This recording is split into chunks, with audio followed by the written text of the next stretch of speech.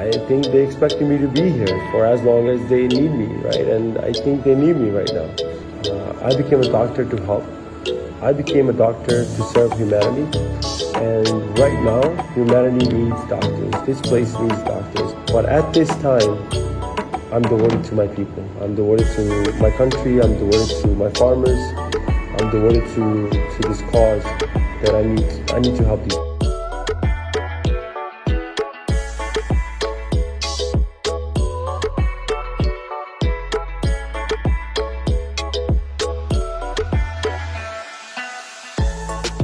Hello, my name is Dr. Swaiman Singh.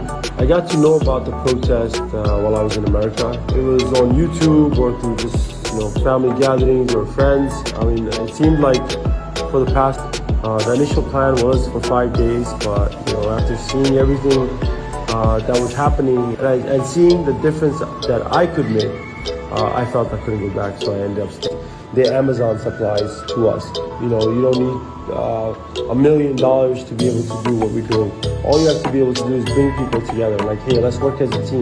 Like, hey, you can get us bamboo. Okay, you can get us steel. You can get us, beds. This person can get us this stuff. So let's all come together and pinch while we are on the ground and going door to door to see where actually that stuff is needed instead of just handing out stuff randomly. You see here at the borders is that when you feel that everything is going right, when everything is kind of going towards you, you have another day.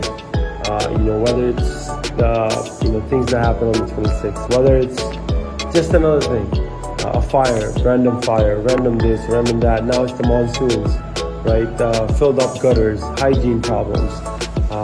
Medically it's an issue. It's a huge issue, right? People, we had a death from a shed that flew up and then literally landed on a person's head, and the person.